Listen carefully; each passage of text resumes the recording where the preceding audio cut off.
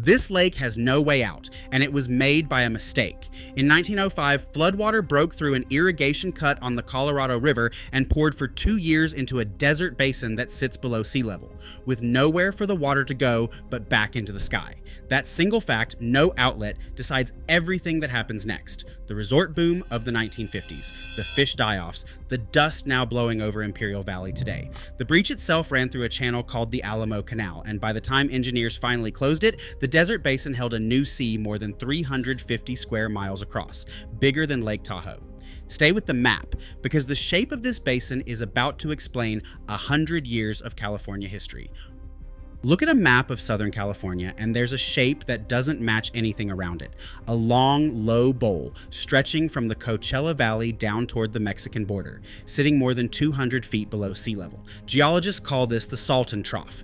It's the same crack in the Earth's crust that opens the Gulf of California further south, a place where two pieces of crust are slowly pulling apart, and the ground in between keeps dropping.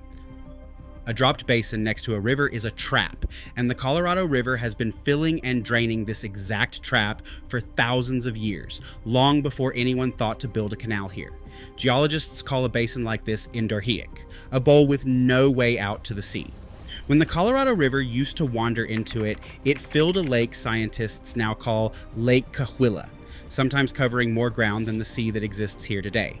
Then the river would shift course again, and the trap would dry out, leaving nothing but cracked white lake bed and a ring of ancient shorelines carved into the surrounding hills, still visible today, stacked like the rings in a bathtub that's been filled and drained a dozen times over. By 1900, the trap was dry. It had been dry for centuries. The Colorado River had wandered off toward the Gulf of California, and the basin was just desert, the driest, hottest stretch of it, part of what's now called the Sonoran and Colorado deserts. Nobody was thinking about the ancient lake. They were thinking about how to get water out of the Colorado River and into that desert floor, to grow crops in a valley that had, on paper, some of the best farmland soil in the country, if you could just get it wet. That plan is exactly what put the trap back to work. The engineers who came to do that work in the early 1900s weren't wrong about the soil. The Imperial Valley, the name settlers gave the reclaimed section of the old lake bed, turned out to be extraordinarily fertile. Built from thousands of years of silt, the Colorado River had dumped here every time it flooded through. The same river that carved the Grand Canyon upstream was, down here, laying down some of the richest topsoil in North America, one flood at a time for millennia. All that farmland needed was a reliable way to get river water onto it without the whole system silting up or drying out, which meant cutting new channels and intake gates into a river that, in its natural state, did not like to be told where to go. That tension, a fertile trap that needs the river's water, and a river that has its own ideas about where it wants to be, is the entire plot of what happens next. Every version of this story you'll hear starts the same way. Someone needed the Colorado River's water in the desert, and building a way to get it there meant building something the river could eventually break. Around 1900, a company called the California Development Company started digging canals to carry Colorado River water into the Imperial Valley. Their main channel ran south, dipped briefly across the border into Mexico to take advantage of a lower gradient, and then curved back north into the farmland, an intake near a stretch of the river the crews called the Canal. It worked for a few years, then it silted up, the way desert river channels do, and the water stopped flowing fast enough for the crops. In 1905, engineers cut a new, wider gap in the riverbank to get the flow moving again, a temporary fix, meant to last one season. The Colorado River had a wet winter that year. The river rose, found the new cut, and kept widening it. By the time crews realized the gap wasn't closing on its own, the entire river, not a diverted share of it, nearly all of it, had changed course and was pouring through the breach into the old dry lake bed. For the next year and a half, engineers tried dumping heavy debris and even entire train cars into the gap to plug it. Nothing held. The Colorado kept running into the desert instead of down to the Gulf of California, refilling the ancient trap one more time. It took until early 1907, with the backing of a railroad company and a much larger construction effort, to finally close the breach and send the river back to its old channel. By then, the desert basin held a new inland sea, roughly 350 square miles across, sitting in the same low bowl that used to hold Lake Cahuilla. Nobody had planned to build a sea. They had built an irrigation shortcut, and the Colorado River had taken it somewhere else. The Salton Sea, named for the salt flats it now covered, was the result. What makes this more than a footnote is what it reveals about the basin itself. This wasn't the first time the Colorado had done exactly this. The ancient shorelines from Lake Cahuilla show the river had refilled this same trap again and again over the last several thousand years. Each time the river's braided channels happened to tip toward the basin instead of the Gulf. If you're the kind of person who wants the actual mechanism behind a place, not just the highlight reel, subscribing is the easiest way to make sure the rest of this story finds you, because the accident you just heard is only half of it. It costs nothing, and it's the single biggest thing that keeps a small channel like this one able to make videos this deep. The 1905 breach was an accident of engineering, but the basin's willingness to fill was not an accident at all. It was geography doing what it had always done, on a schedule measured in centuries instead of headlines. That distinction matters for what comes later. A mistake implies something that shouldn't have happened. What happened instead is that a fertility-rich, below sea level trap next to a major river did what such a trap will always eventually do when given the chance. And in 1905, an irrigation crew accidentally gave it that chance. The sea that resulted inherited every property of the basin underneath it. No elevation to drain toward, no river mouth to empty from, and only one way for water to ever leave again. There's a second force working underneath this basin, and it has nothing to do with 1905. The Salton Trough sits almost exactly on the boundary where the San Andreas fault system runs into the Gulf of California's spreading center, one of the most active pieces of ground in North America. Drive along the sea's southeastern shore and you'll pass fields of mud pots, small cones of wet clay, bubbling and popping from gas and heat rising out of cracks in the crust. Locals call the biggest cluster near Nyland the mud volcanoes, and while the name oversells the danger, these are gentle, ankle-deep bubbling pools, not lava, and they're a visible sign that this ground is thinner and hotter than almost anywhere else in the state. That heat isn't just a curiosity. The same geothermal energy that powers the mud pots also heats groundwater trapped deep under the southern end of the sea, hot enough and mineral-rich enough that engineers built geothermal power plants here starting in the 1980s, a cluster of roughly 10 plants today, generating electricity for well over 100,000 homes by tapping heat instead of burning anything. The basin does more than trap water in a low bowl. It sits on an active, spreading, heat-leaking piece of the Earth's crust, and that heat is part of why it dropped low enough to trap a sea in the first place, and why, as you'll see by the end of this video, the same heat is about to matter again for a very different reason. None of this tectonic detail is separate from the accident story. It's the reason the accident was even possible in the first place. A flat desert doesn't trap a runaway river. A subsiding one does. The Salton Trough keeps dropping, by a few millimeters most years, because the crust here is being pulled apart rather than pushed together. The same slow process that will eventually open a new stretch of ocean between Baja California and the mainland, millions of years from now. In human terms, that means the basin isn't a fixed bowl. It's a bowl that's still being carved, one earthquake and one geothermal vent at a time, which is part of why the region keeps generating both mud pots and, occasionally, seismic activity worth paying attention to. For the first few decades after 1907, most people expected the new sea to just dry up and disappear, the way the old versions of Lake Cahuilla always had. It didn't.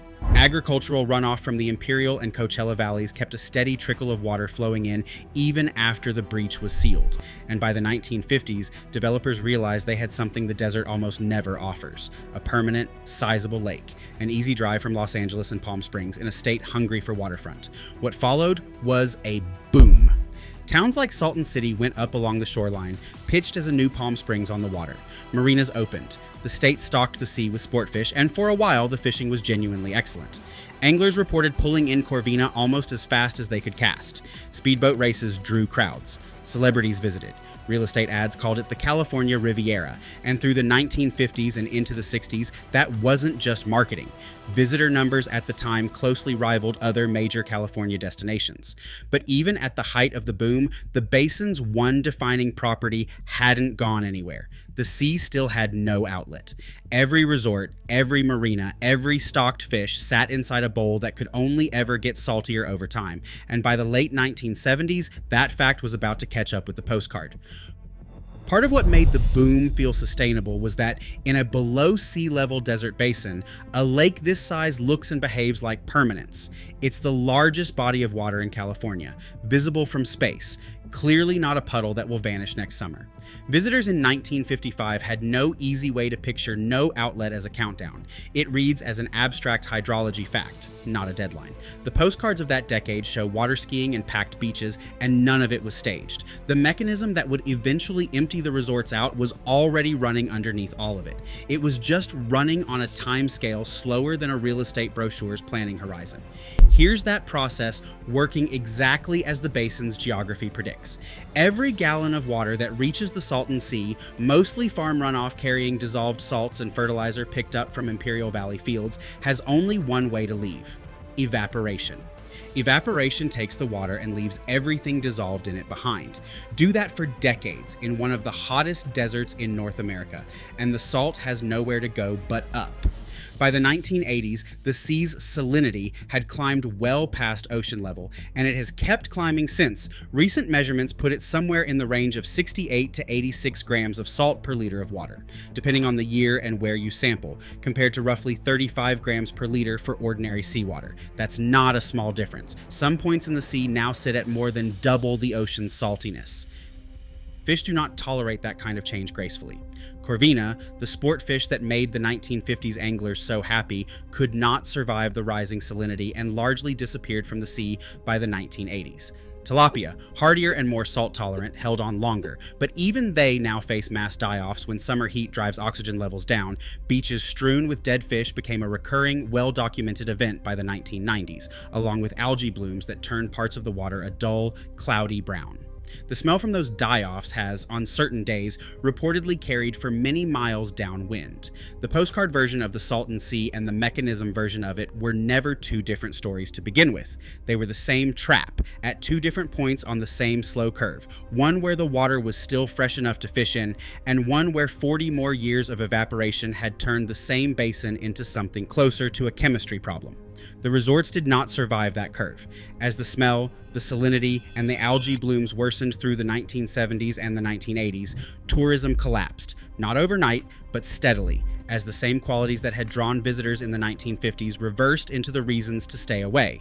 Marinas silted up or were abandoned outright. Towns like Salton City and Desert Shores, platted for far more residents than ever moved in at the height of the boom, today house only a small fraction of what developers planned for, their empty, subdivided lots still visible on satellite maps, waiting for houses that were never built.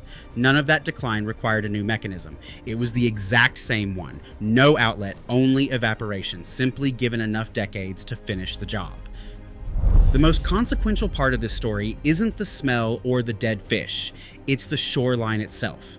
As farmers use water more efficiently and send less runoff toward the sea, less water arrives than evaporates away, and the sea has been shrinking for years, exposing more of the old lake bed, or playa, every season.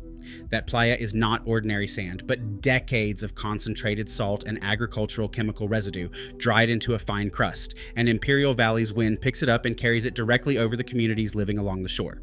Public health researchers and Imperial County's own health department have linked that wind-blown dust to elevated rates of respiratory illness in the surrounding communities, including childhood asthma rates well above state averages. The exact numbers move year to year and study to study, so treat any single statistic you read as a snapshot, not a permanent figure, but the underlying pattern. Playa exposure worsening air quality for the people living closest to it has held up across multiple independent studies. This is where the explain the mechanism promise of this video pays off completely. None of this is a mystery, and none of it is a separate problem from the 1905 accident. It's the same basin, the same missing outlet, the same evaporation, just carried far enough forward that the salt it always concentrated has started leaving the water and entering the air instead. If you live near a shrinking or drying body of water yourself, or you've watched one change in your own lifetime, say where in the comments. It's one of the most common things this channel hears about, and it's almost always the same mechanism wearing a different map. State and federal agencies have proposed several responses over the past 2 decades. Shallow engineered wetlands along the exposed shoreline to keep the dust from lifting, limited water transfers to slow the shrinking, and habitat projects aimed at the birds that still depend on the sea, it remains one of the most important stopovers on the Pacific Flyway, hosting well over 400 recorded bird species. None of these fixes changes the underlying geography. The basin still has no outlet. Any solution has to work with that fact, managing the shoreline as it recedes, rather than expecting the mechanism itself to reverse. As of the mid-2020s, the state's Salton Sea Management Program has dust suppression and habitat projects underway across thousands of acres of exposed playa, though the pace of that work remains a subject of ongoing debate among the residents most affected by it. There's one more piece of this mechanism worth knowing, because it's the only part of the story that might change the sea's fortunes going forward. That same geothermal heat, the mud pots, the power plants, comes from groundwater brine sitting deep under the sea's southern end. It turns out that brine is unusually rich in dissolved lithium, the metal used in the batteries that power everything from phones to electric cars. The area has picked up the nickname Lithium Valley, and estimates of how much lithium sits in that brine are large enough that state and federal officials have taken a real interest in it as a potential domestic source, extracted as a byproduct of the geothermal plants already operating there.